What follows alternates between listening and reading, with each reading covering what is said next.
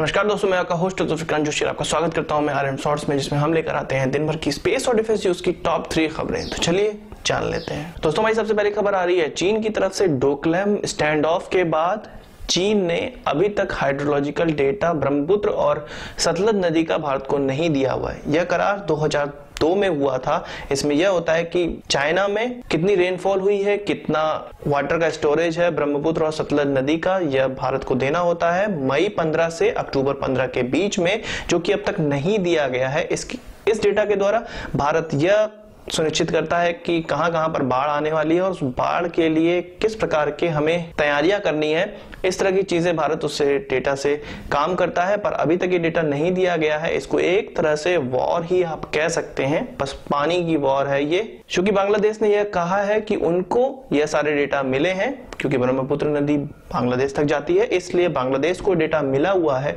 पर भारत को डेटा नहीं दिया गया है। चाइना ने यह कहा था कि तिब्बत के क्षेत्र में उनके कुछ स्टेशन नष्ट हो गए थे, जिसको बनाना पड़ेगा, उसके बाद हाइड्रोलॉजिकल डेटा मिल पाएगा। पर बांग्लादेश को दी गई जानकारी से यह पता चलता है कि भारत को चाइना यह जानकारी नहीं देना चाह रहा है। इस जानकारी के न होने से असम में बाढ़ आई और बहुत से लोगों की मृत्यु हो गई और बहुत से लोग इससे डिस्प्लेस भी हुए हैं। इसी प्रकार से पंजाब में भी कुछ क्षेत्रों में पानी भरा। तो इस प्रकार के डेटा बहुत महत्वपूर्ण होते हैं जब कोई नदी एक देश से दूसरे देश की ओर क्रॉस करती है या दोनों देशों को प्रभावित करती है। तो दोस्तों, हमारी अगली खबर आ रही है लॉकहीड मार्टिन के F-35B और C वेरिएंट से, जिसका आपने सुना भी होगा कि वह भारत की नेवी को बेचना चाहता था। 2010 से ही वो चाह रहा है कि F-35B और C वो भारतीय नेवी को बेच ले। इसके लिए उसने बात भी की थी भारत की नेवी से, पर अब खबर निकल कर आ रही है कि वो इस प्रकार की बिड जो कि अभी नेवी ने स्टार्ट की है 57 एयरक्राफ्ट की, तो उसमें भाग नहीं ले रहा है। और वो किस कारण से नहीं ले रहा है, दबी हुई भाषा में उसने कहा है कि F-16 जब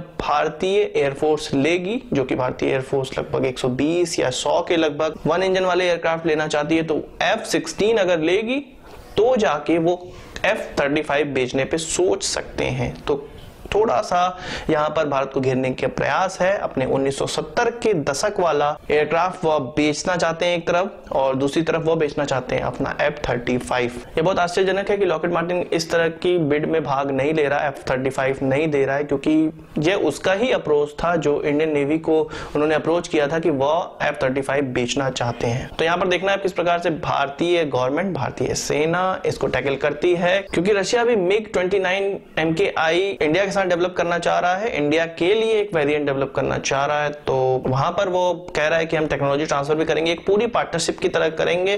तो यहाँ पे भारत को डिसाइड करना है कि वो किसकी तरफ जाना चाहता है। इसके अलावा ग्रिपीन का भी उनके पास ऑप्शन है, और इसके अलावा बोइंग के F-18 का भी उनके पास ऑप्शन है। दोस्तों, जहां भारत मेक इन इंडिया कह रहा है, बाहर की चीजों को इंडिया में बनाकर खरीदने का प्रयास कर रहा है, वहीं एक रूप और है, सिक्के का दूसरा पहलू भी है। जो हमारी इंडिजीनियस चीज है उनको खरीदने का अभी तक कॉन्ट्रैक्ट अवॉर्ड नहीं किया जा रहा है, जो कि प्योरली मेक इन इंडिया चीज है। दोस्तों, आपने सुना होगा आकाश मिसाइल के बारे में और Pinaka multi barrel rocket launcher के बारे में। इनका कॉन्ट्रैक्ट भारतीय सेना को देना था 1 साल पहले से, जो कि 19,000 करोड़ का प्रोजेक्ट है, 19,000 करोड़ का कॉन्ट्रैक्ट है, वो अभी तक फाइनल नहीं किया गया है। मैं आपको बता दूं कि आकाश मिसाइल 96% इंडिजीनियस है और इससे 303 भारतीय इंडस्ट्रियों को फायदा पहुंचने वाला है, और पिनाका 94% इंडिजीनियस है, जिससे कि लगभग 40 इंडस्ट्रीज को फायदा पहुंचने वाला है। तो इस चीज को फाइनल ना करके भारतीय डिफेंस सेक्टर, जो कि 70% आयात पर डिपेंडेंट है,